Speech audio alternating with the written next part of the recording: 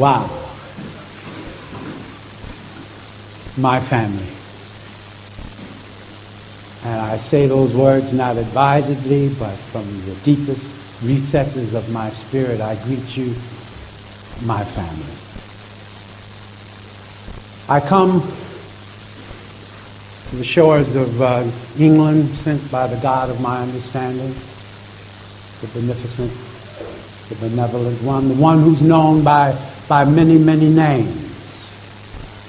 The one I met when I came into the rooms of Narcotics Anonymous at the age of 55, nigh on to 13 years ago, as an atheist. One who came in not wanting to stop using, but simply to stop wanting to stop wanting to stop wanting to stop wanting to fucking stop wanting to stop.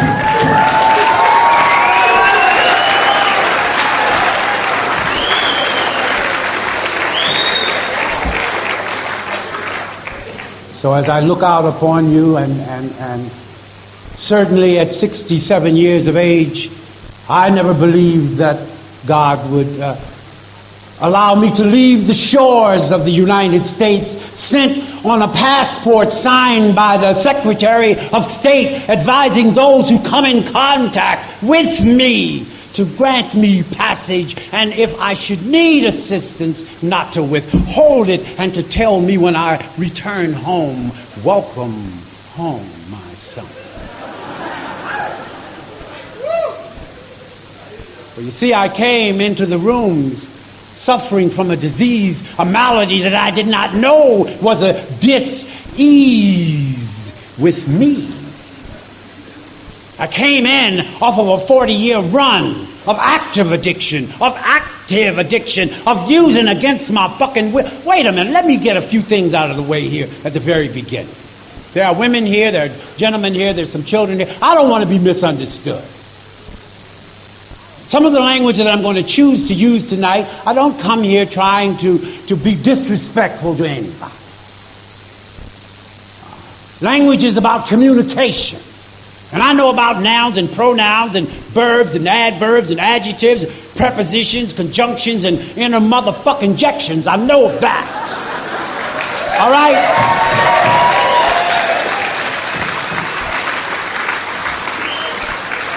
But I come to talk about a disease that I was sharing with a young man before I opened up here this afternoon. That was a low-down, dirty, funky, skunky, dog-ass disease. It did not wake me gently on a Sunday morning and say, Khalis, do you think possibly you might get me something by noon? Told me to sell the bed, sell the door, sell my ass, but get me mine. So I can't come here to the shores and say, oh, gee willikers, fudge and shit. I came here to fuck up your reservation should you have one.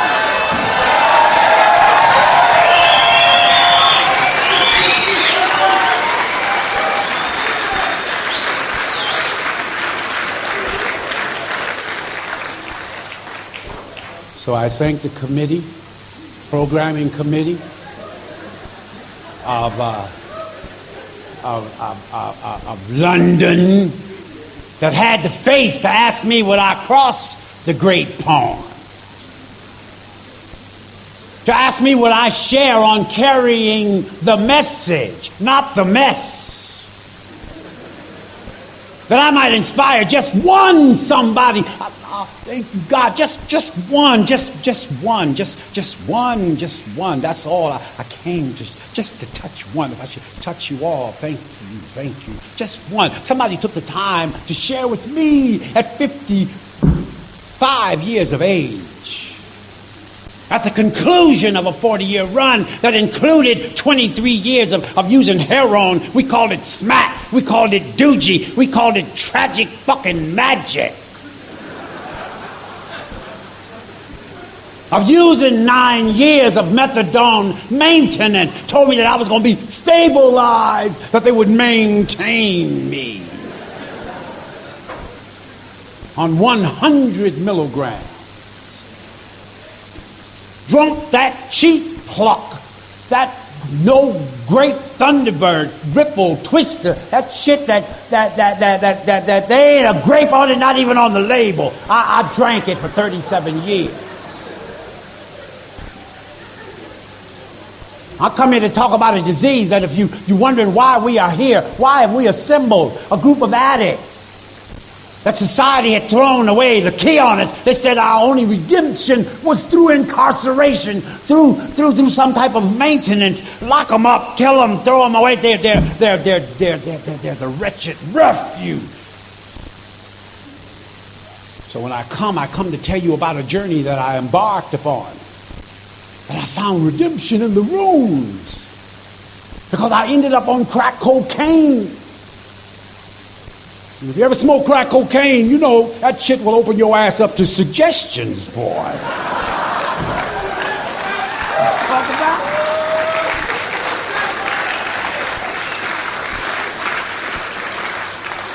I don't recommend nobody smoke that shit, but let me tell you, boy, at 55, 4,447 days ago was the last time that I smoked that little tiny rock, that the devil incarnate was in that little rock. You know them rocks that tell you can put this rock in the drawer for tomorrow?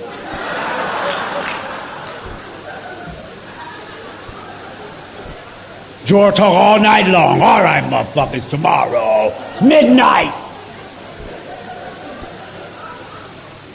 If I'm going to share about carrying a message, I got to lay this scenario out that you know from whence I came. I mean, from the hell, the degradation, the humiliation, the having to say yes when I wanted to say no. Always, when my feet took me right, when I wanted to go left, when I called low, high, bad, good, when I called devil's powder, angel dust. When I smoked that crack and got down to the last rock and found out that I had qualities of a surgeon because I cut that motherfucker in 50, 60, 70 pieces.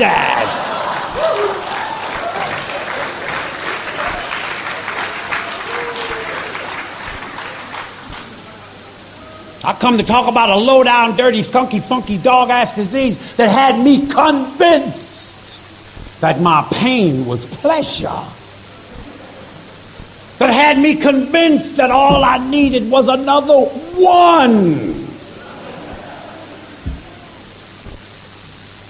I had to come into the rooms. I had to come into the rooms and find a way out, because when I came in, as I said, I was an atheist. I not only did not believe in God, I didn't believe that you believed in God. And if you had a God, I thought he was some type of Grimm's fairy tale God, something out of some sick novel.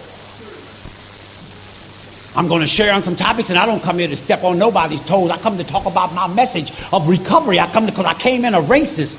I came in hating every motherfucker on planet Earth, including my own people. I hated black people, hated white people, hated yellow, brown. I didn't give a shit. I hated everybody. But I loathed and despised me.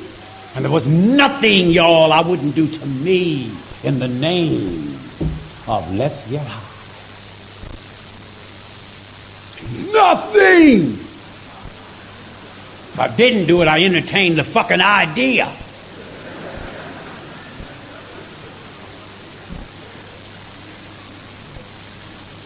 Carrying the message. I didn't come in here looking for no message to carry. I came in because I was beat up, beat down. I was funky, I was greasy, I had dirty ankles. I had streaky drawers. Took my fucking socks off, they make a noise. You know what I'm talking about? But this disease is so low down, it had me pompous and proud and arrogant and saying, I know. That was my theme song. I know. And the flip side, what I don't know, well, fuck it.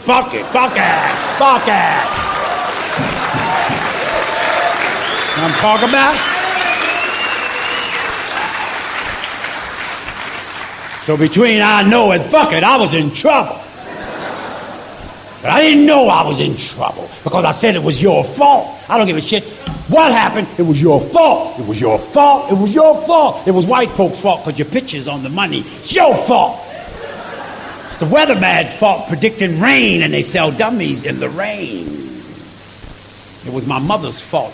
She gave me carnation milk instead of pet milk. But it wasn't my fault. So at 55 years of age, arrogant, conceited, I went believing that I wasn't redeemable. Nobody in my generation recovered from addiction. I came from an era, boy, where they said you either go upstate, you die, or you become a willing veteran in that army of the walking dead.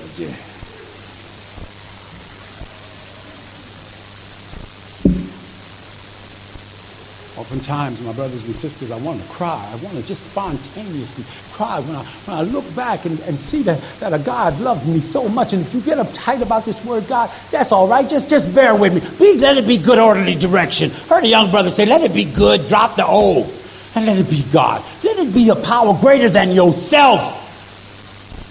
Because I came in the atheist, I didn't call on God except in extreme dire emergencies, like they have a handful of dope and the police turn the corner and, oh, God!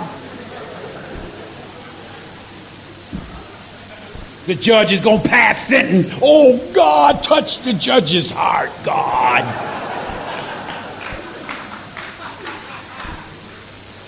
But I didn't have a God. I didn't have the tools that I came to find out at 55. These simple tools like get a sponsor, get a sponsor. To me, those words was anathema. Get what sponsor? I'm 55. Can't nobody help me. I have been to psychiatrists. I had been what the third tradition said. I had been prayed over, counseled with, reasoned with. I had been analyzed. I had been beaten, threatened, and fucking jailed. And I still would not stop. You hear me?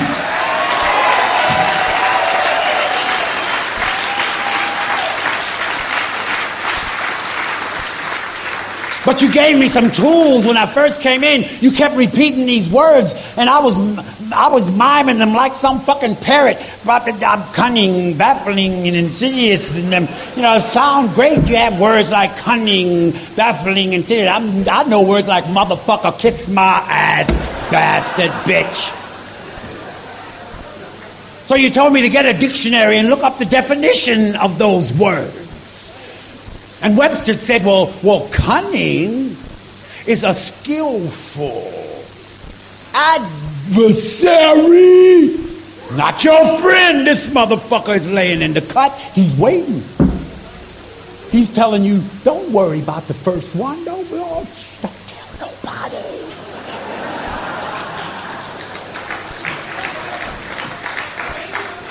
But I come to find out it was always about the first one. When you hear the train blow the whistle, toot, toot, he ain't warning your ass about the second fucking car. I guarantee you that shit.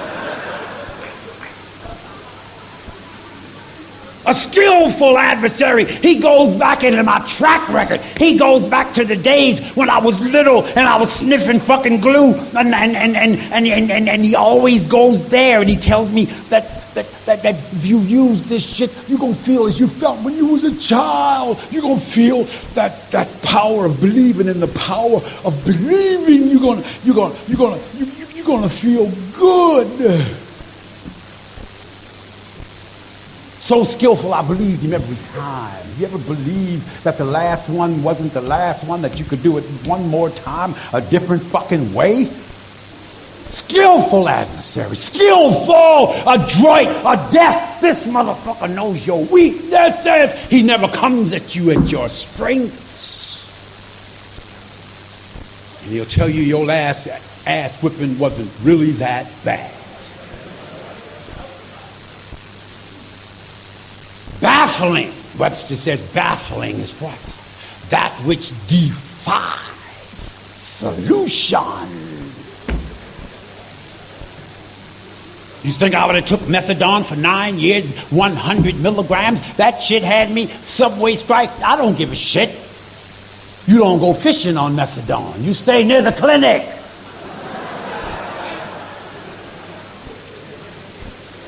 You buy spit-back methadone from people with boogers in their nose and pus coming out their lips, and you suck the last drop out of their back fucking cavity. Defies solution. Insidious. Check out the word insidious. Insidious says subtle treachery. A treacherous motherfucker will invite you in, says, how do you like your coffee? You want 2 sugars, and the sugar bowl is full of arsenic. You ever go to your dealer and he tell you, you knock on the door, and he peeks through the peephole and see you, he open the door, come on in. My main man. You get up and let my man sit there. Get him some clean water. And soon as the money is gone and the water's blood red, he tells you, get. I'll put a foot up your ass. Get the fuck out of here.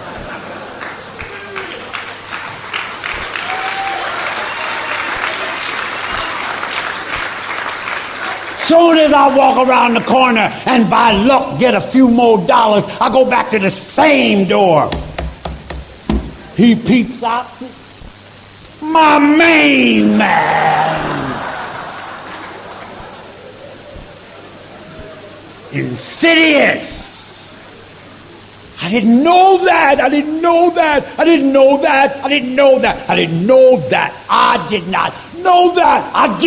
that. I thought I was using because of what people said I was. They said you's a dope fiend. That's why you use a dope fiend. You's a dope fiend. And a fiend is a motherfucker that will not take no as an answer. They told me I was a wino because I drank cheap wine. Told me I was a pillhead because I took the Tuinals, the Seconals, the fucking Valiums, and the Dordens. Told me I was a Methadonian. Told me I was a hope fiend. Smoked that crack, boy. Crackhead, they call me. Young boys telling me to shut the fuck up and make the line straight. 12 years old, and I'm not concerned that they disrespecting me. 12 years old, and I'm damn near 60 and telling me to straight. I'm looking at the motherfucker behind me. Make the line straight. Didn't you hear what that young man said? Hear the horror that I came through. I want to carry a message, but you got to know what message I'm going to come from, that I must drop on you, that you're going to say, can I get a witness?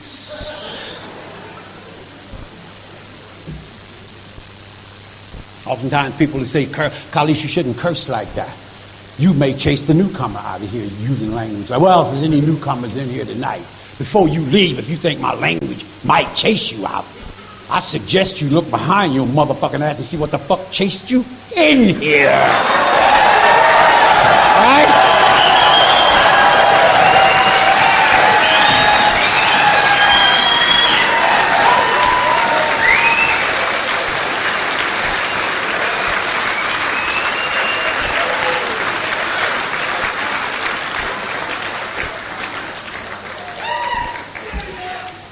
Found a way out of no way.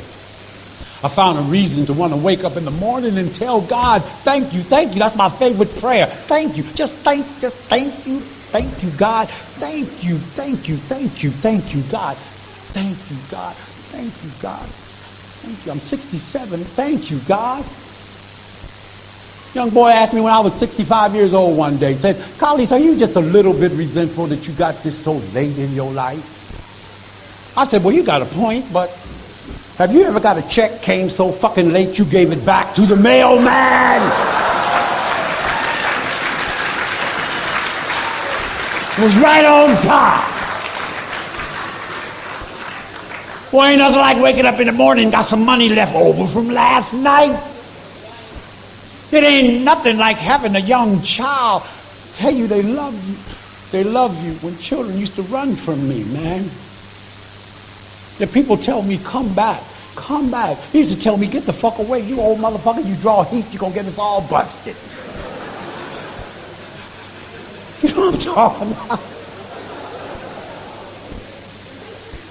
I found a fellowship that invited me to cross 3,000 miles of ocean to come here. In a nightmare, I would have never thought I would have made it to London. You know what I'm talking about? What saved me? I had been to psychiatrists like many of us. I had been to numerologists and phrenologists reading the bumps on my fucking head. You know, I had tried diligently to stop. My message I'm going to carry, y'all. I tried to stop 40 years. You don't use nothing 40 years and don't want to stop. I don't care what it is, man. 40 years. People retire after 20 years. You know what I'm talking about? Give them gold watches and shit. So when I came in the rooms, as the literature says, I didn't come in brimming over with love and tolerance and patience and understanding and compassion and forgiveness. I didn't come in with that. I came in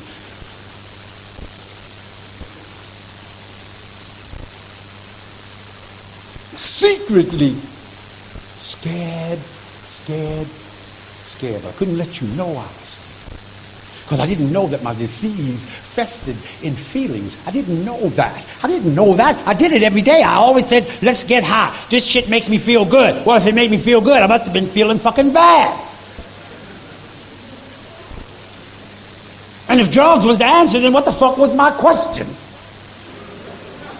And if the drugs was the solution, why do I have so many problems? And if all I need was another one, then why do I need another one? And it was all about feelings. It's Monday, let's get high. Well, it's Friday, let's get high. I got fired. Well, shit, let's get high. You know, I got a new job. Let's get high. I hit the number. Let's get high. I missed it by 1 digit. Let's get high. My wife left. Oh, shit, let's get high. You know the bitch came back. Well, shit, let's get high.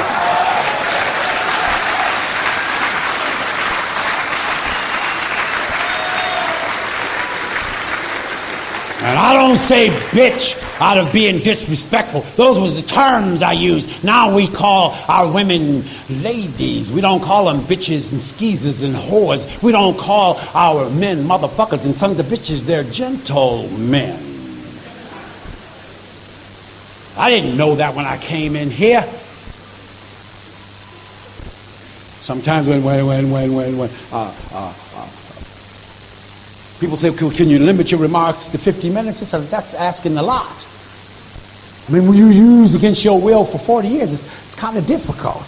You know, I'm talking about Keith, but I'm going to try.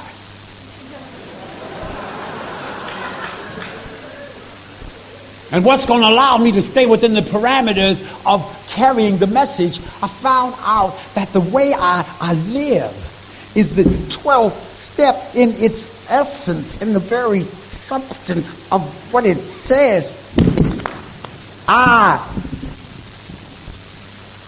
Talk about me in the first thing. It opens with a we. Having had a spiritual awakening, I had been asleep 55 years. After having had this spiritual awakening, from what? As a result, it wasn't no accident. Didn't happen by circumstance.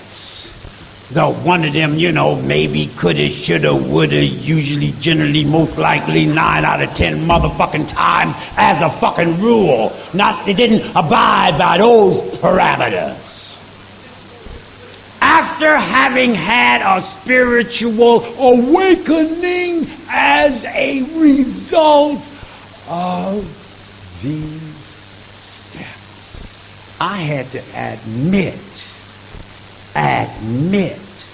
that I was powerless.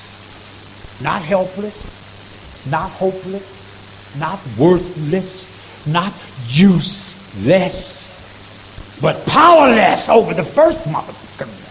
The first one. The first one. Because he's always going to tell your ass, well, listen. Just cut the rock in half. Don't breathe that deep this time.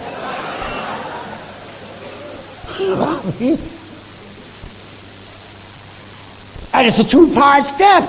It let me know immediately we don't think that you are powerless. Is your life manageable?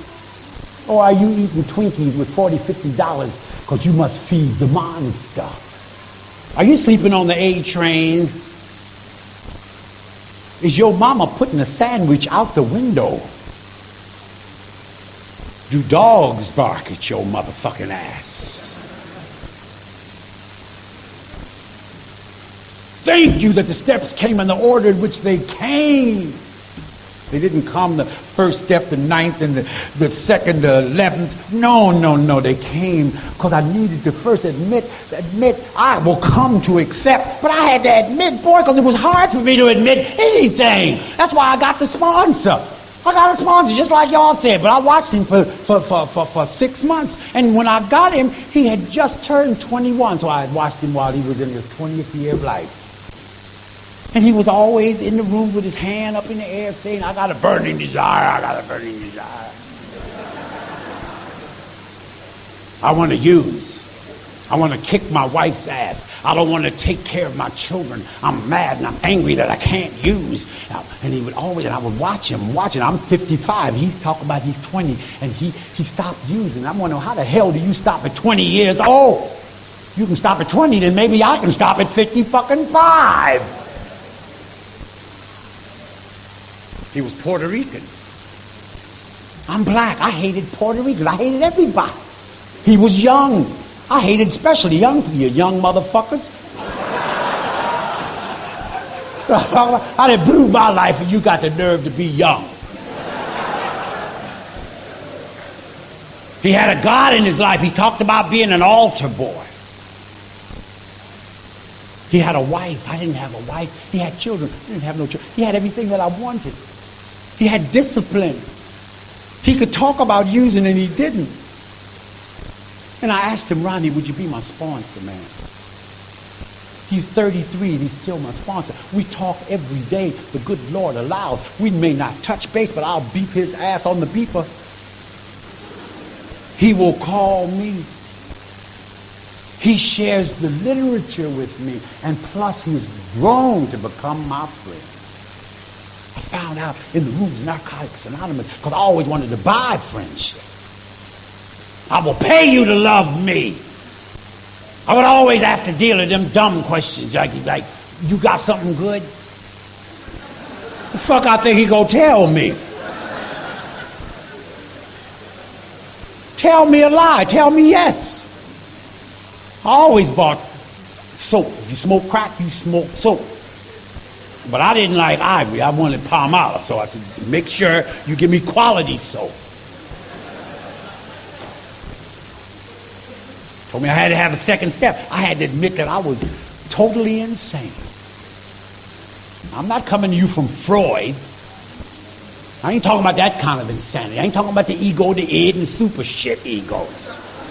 I'm talking about insane where I stuck dirty needles in my arm, where I saved the cottons that turned cold jet black because that was going to be my wake-up when I didn't have nothing to take the edge fucking off, that I was going to sharpen the needle on the back of a matchbook cover, that I was going to take a wire from an old lamp cord and I was going to clean that motherfucker. I was going to wrap it up in the brown-ass grocery store paper and put it behind the baseboard in some of them abandoned buildings. I don't know if y'all got abandoned buildings like we have in Harlem. But the ones we got in Harlem ain't got no fucking steps, and the lights is missing, and I like to go in them kind of buildings. I had to be restored to sanity because I was drinking cheap wine that made me throw up yellow liver bombs. They had me holding onto the toilet bowl like I'm praying at the fountain with long strings of slime coming out of my mouth, and all I would want to know was there a corner left in the bottle. I had to be restored to sanity. And the second step says that those who pass over this step with a minimum of concern will find that the other steps don't work. How you like that? And he said that you're going to need this step, because the first step is going to leave such a void, such a vacuum in your life, that you're going to have a power greater than yourself that can restore you. Let it be the basic text, let it be the literature, let it be the fellowship. But when I came in, it was difficult for me because I read the New York fucking Times. I was one of them science nuts that God was for the stupid, was for the weak. I knew about atomic particles and quarks and neutrinos and neutrons and proton motherfuckers and galaxies and black fucking holes and singularities and the Crab Nebula and Andromeda and I would meditate over some Thunderbird when I would think about that shit. You know what I'm talking about?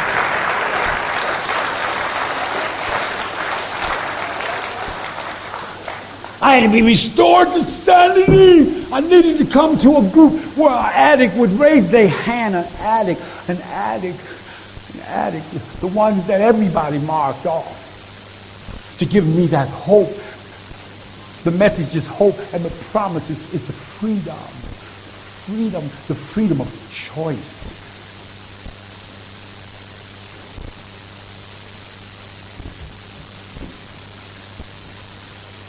God, it's sweet. It's sweeter than honey from the honeycomb. It's sweet. It's just sweet. I ain't never felt nothing that feels like recovery, boy, on a daily basis. Life on its terms, and the shit happens. Somebody was telling me, oh, well, the weather's not so, it's raining today. I said, it's liquid sunshine. You know what I'm talking about? But I remember rainy days, they sold dummies in the rain.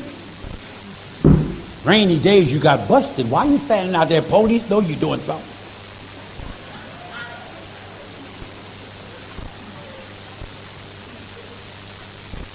He said I don't have to get a God that I was going to be able to turn my will. Because I'm a willful old man. I want what I want when I want it, and I want it now. I want to smoke yours and save mine. I want to steal your motherfucking money and help you look for it. You know what I'm talking about?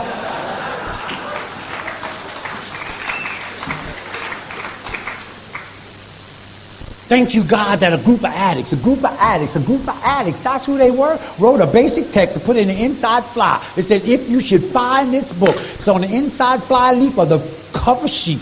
Please, that's the operative word, please give yourself a break and read it. Book saved my life.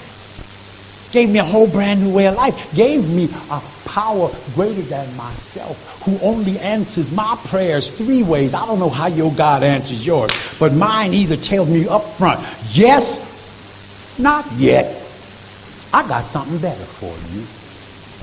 And he never tells me no. How you like that shit? He don't ever say you're coming short. Get in the back of the line. I'm going to leave you in charge.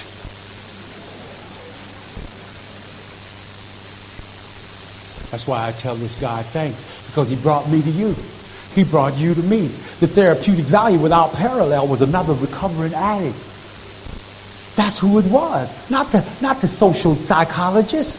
I needed to be able to get a source of strength that I had when I was a little boy, and I believed in the power of believing. I believed that you could take mud and make a pie and taste that motherfucker. I believed that you could take sand and build castles. I believed that you could lay on your back and see faces in the clouds.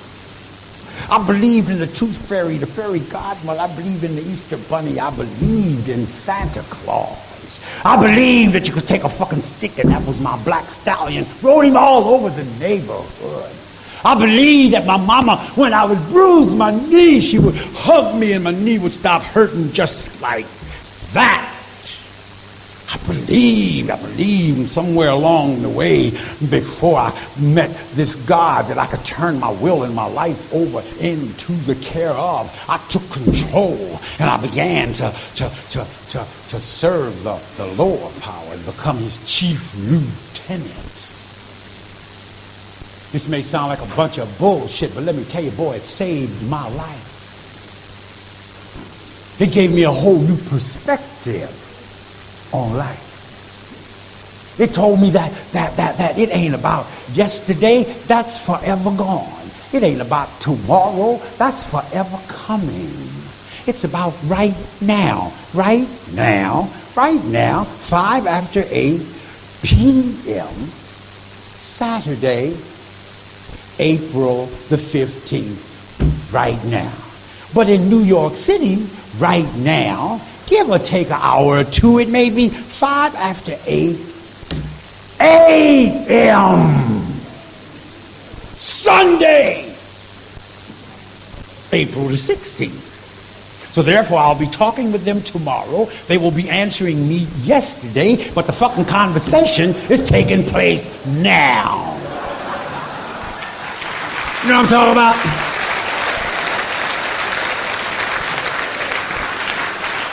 It took y'all to tell me that, because I was always thinking that I could stop anytime I want to. I could stop after a while, pretty soon, later on, in a few minutes. Just a second, let me finish this. What the fuck is the rush? I can stop. Anytime, long as it ain't now. And y'all told me that's the only time I've got. That's the time that's eternal. That's what God means when He says, I am omnipresent. I am everywhere at the same time now. I am omniscient. I know everything now. I am omnipotent. I have all the power. Y'all told me to turn it over into the care of. What do you need some power for? You got the source of the living waters and the tree planted by the water. It shall not be moved. Found that out. Coming into the rooms. Being in and out of hospitals more times you can shake a stick at. Getting on every kind of drug and substance. Having little old ladies lay hands on me, praying over me, tarrying over my ass. And nothing worked but a group of addicts raised their hand, gave me a hug, told me, hug, give me a hug, give me a hug. Until I learned how to give hugs. People say, you ain't had a hug till you had one from Khalis. And I didn't know that there ain't nobody needs a hug more than the one who ain't got none to give. And I found it here, y'all. I found it in you. In the white people that I thought was the root of my cause. I've got my black people back in my life. I got me up front, second only to God. I found a way. An addict that has accepted his addiction in its fullness. Not just the symptoms of the drugs. My behavior is addictive. I want some crazy shit sometimes. You know what I mean? I like chicken wings. I eat chicken wings if I don't watch myself and go into malnutrition. I found about moderation. I found about balance. I found the 12 steps and the 12 traditions. And the 12 principles. People sometimes don't speak about those 12 principles. There's 36 of these spiritual principles. And now I say thank you instead of fuck you.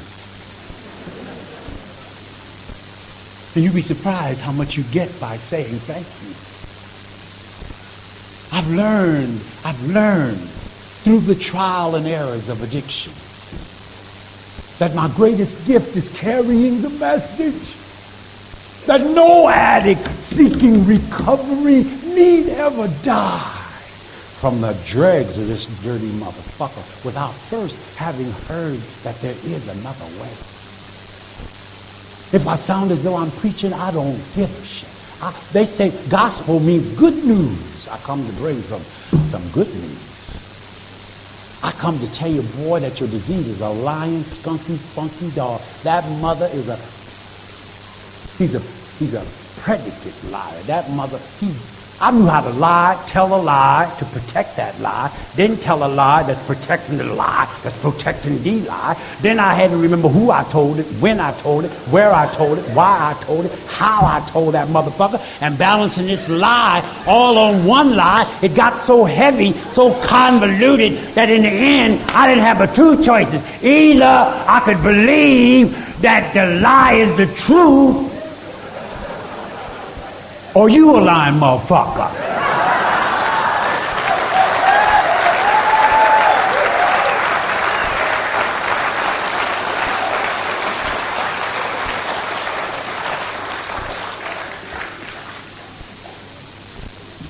You know what I'm talking about?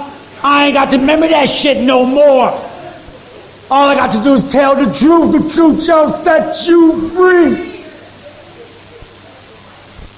I don't have to remember all that insanity and end up taking substances that will remove me from who I am. A child of God, made in His image being spirit.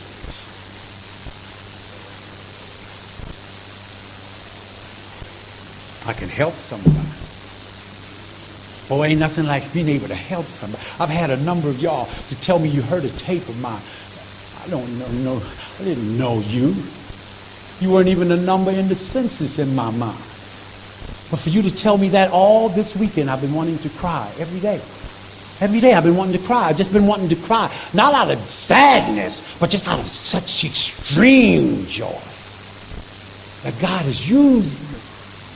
And he granted me the gift of having you tell me that there was, out of my insanity, isn't that what the literature says? Out of my deepest pain, if it helps someone. You know what I'm talking about?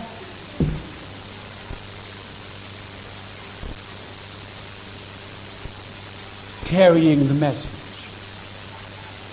I'm from an area in New York that, you know, the first tradition says, as long as the ties that bind us together are stronger than those that would tear us apart, all will be well. Come from a part where this disease is active, man. It still wants to separate us into them and us and we and they and upper income and lower income, and I'm into this neighborhood, you into that neighborhood. So we have what we call speaker exchange. We go over into the middle class, upper middle class white neighborhoods, and they come down into what we call, quote, quote, the code word, inner city. And we exchange messages of love and hope and faith. And they gave me a T-shirt from Suffolk County in New York. Very income bracket is in the 7,500 plus thousand. They have a man with a big bag over his shoulder, and it said, carrying the message, and it had leaves falling and sunshine and new leaves and snow. You know what I'm talking about? Carrying the message. For as I share today, I'm here to testify, boy, I'm going to take back more than I brought, because I'm making a reaffirmation. I remember from whence I came. I remember when the dealer told me, I got some good shit, boy, just killed 6 motherfuckers. And I didn't fear. My thought was, I hope you ain't sold out.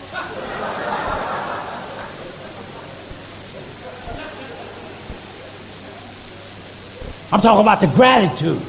They say grateful addicts seldom, if ever, relapse. I got to remember that. In carrying the message, I got to bring the message of the funk, because the disease never wants you to remember the funk. Never wants you to remember the funk. It wants you to remember the nod, the yawning, the scratching, the digging in your butt, pulling on your privates, and all that insanity.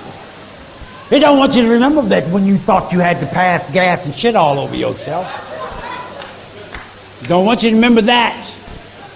They don't want you to remember that you woke up and you told yourself that you was not going to sell your TV for less than $100.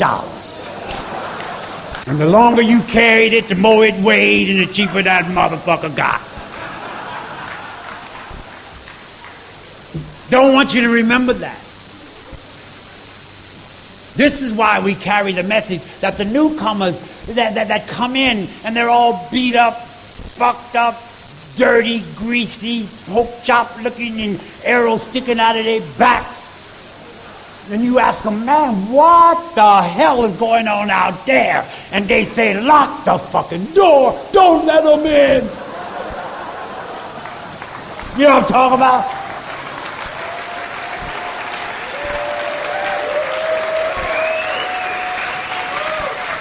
I got to carry the message.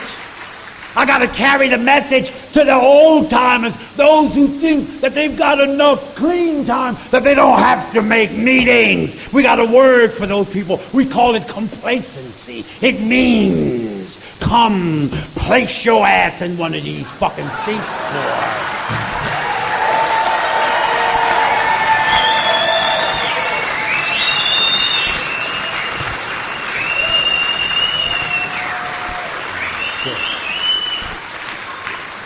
Well, this disease don't take no prisoners, only hostages, and it will sell your ass to the lowest bidder. No bones about it, boy. We're dealing with an adversary that is cunning, baffling, and insidious, known as Khalis. I mean, I will set a stage for me if I refuse to come and get into the basic text, refuse to make step meetings. Would I go to a doctor and have him operate on me if he never studied about scalpels and stethoscopes? What the fuck he gonna open me up with? Scissors? I mean, wait a minute. When the storm cloud comes, I want to go to my sponsor. I don't want him to give me no advice. Fuck advice. I want him to show me something in the basic text. I want him to go to it works, how and why. I want him to open up that what can I do? They told me that advice is like assholes. Everybody's got one and we generally shit out of them. So I need to hear some words of wisdom, some words of hope. That's why I came. What is y'all's theme? Celebration of recovery. To celebrate that which we once lost. To recover. To get it back again. Celebrate. That's a song. Sister, celebrate. You know what I'm talking about? To celebrate life on life's terms. So that when it rains, that's all right. Get an umbrella. You know what? Whatever happens, thank you, God. There's a lesson in the blessing, and there's a blessing in the lesson, and I don't have to fucking use no more in life. 4,447 days I haven't had to use, y'all. You hear me?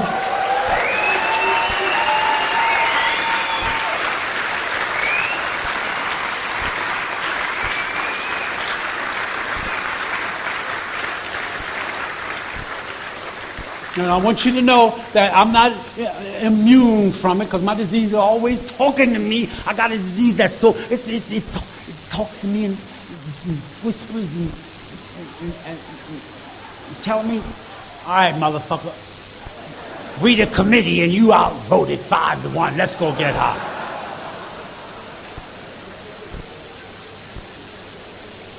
Oh, this is a dirty lowdown. This disease. It says it's arrested. Well, if anybody in here ever been to arrest, first thing you want is call the lawyer. Get me out of here.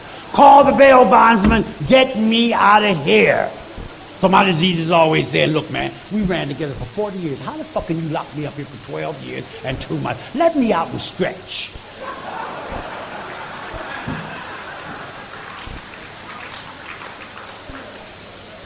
I tell him thanks for sharing, and we got a nice way of closing.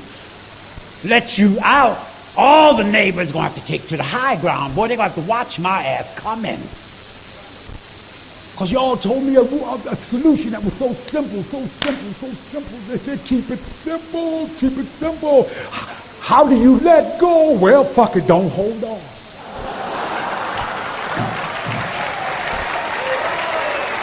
You know what I'm talking about?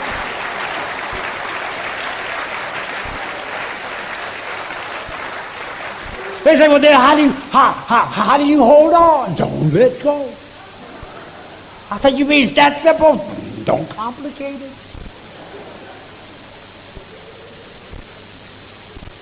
Well, for one, they want to know about subatomic particles. That was heavy. Wait a minute, it's got to be something more than that. If you don't pick it up, you can't get high. Make a meeting. Learn how to count in ones. It's the first one. Make one meeting. Don't be getting all talking about next month and after that. You ain't never met no motherfucker got high tomorrow, have you?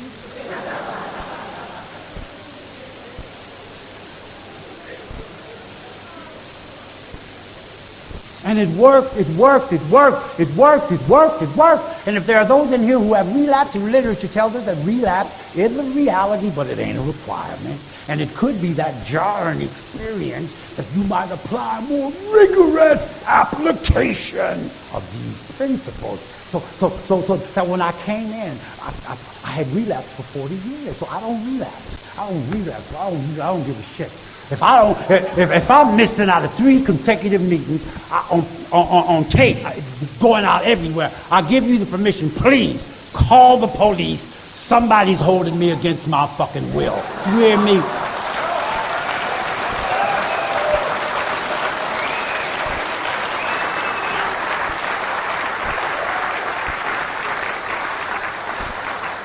I can't give y'all up. You give me hugs when I come in the room. You tell me everything's going to be all right. You tell me, just don't let go. I remember when I spoke with the committee over the telephone. I got a beeper. I got a cellular telephone. And I got a call, I think it was from Keith, on my cellular telephone at work. Hello? Hi, this is London, England calling.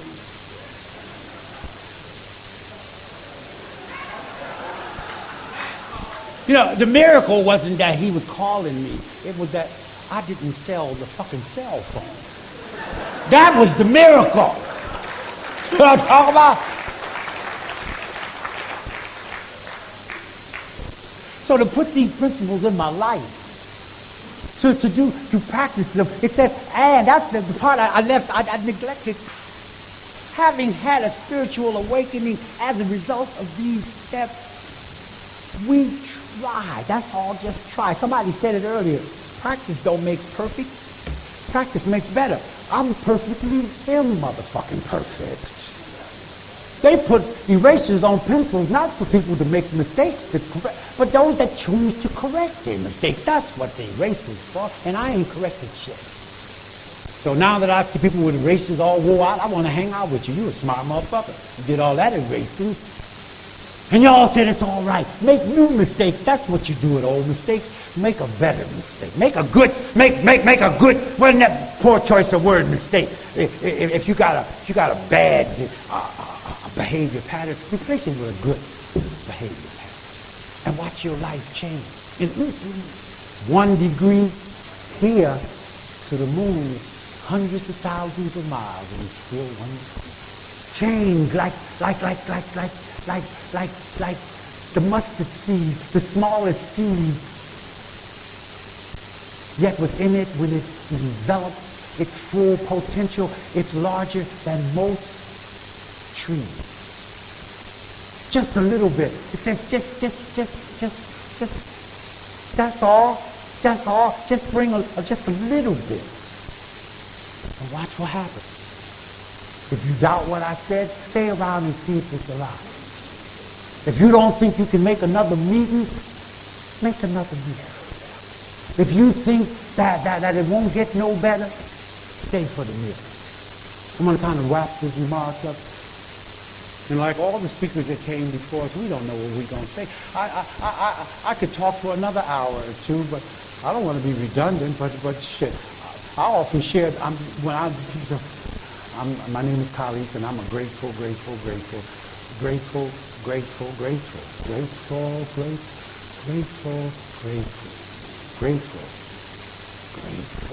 talking about I'm a grateful.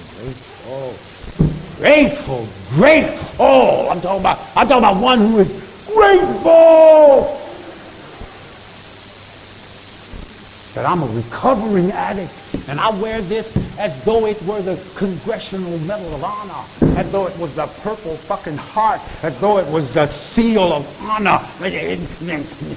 Narcotics Anonymous, never alone, new attitude, not again. I'm free at last. I'm free at last. Boy, I am free at last. I'm talking about I am free. Anybody in the back can hear me? I said I'm fucking free at last, man. You hear me? You hear me? Woo! Woo! Woo!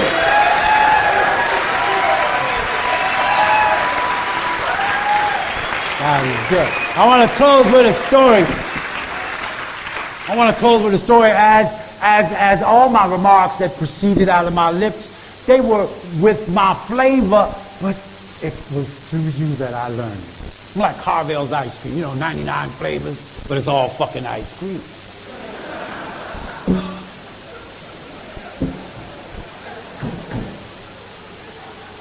So there was a story of an old man in his 80s walking along the beach early in the morning, and a wave came up, and the wave washed up on the beach. Hundreds of thousands of little sardines, and washed back out to the ocean, and it left all these sardines flipping and flapping. And the old man with arthritis in his back and lumbago and side bent over slow. He put down and he got one little sardine piece up, and he threw him in the water. And he had to wait a second to get himself and collect, and he went down for the second, and the man coming the other way saw this. Man couldn't believe the shit, so by the time he got to him, the old man had made 3 trips to the ocean. So these fish, so the old man said, he tells the old man, hey Pops, no disrespect, but there's 100,000 of these motherfuckers out here. What are you trying to prove? Throw 1, 2, 3 of these back in the water. What difference is that going to make? He said, if you was this sardine, it would make all the motherfucking difference in the world. You know what I'm talking about?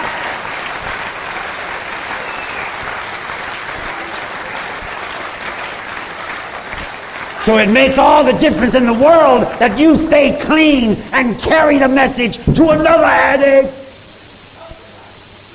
That they can identify with you and know there's another way. And keep coming back. I love you. I love you. I know what the word love means in the fullness of the term, I love you. Hate is not the opposite of love. That's not the opposite of love. Is to pay no mind. We pay mind to each other. We support each other. We love each other. No matter what, we don't use. The London Committee of Narcotics Anonymous, on this their 11th celebration of recovery. This old dinosaur. If I never live another hour, another day, another year, 100 years,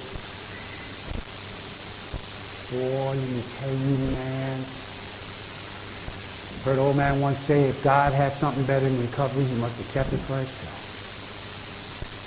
We have seen 2 lifetimes in one, and the second one is oh so awesome. Keep coming, keep coming, keep coming. It gets sweeter than honey from the honeycomb. Keep coming. My name is Khalis, y'all. Thanks for letting me share.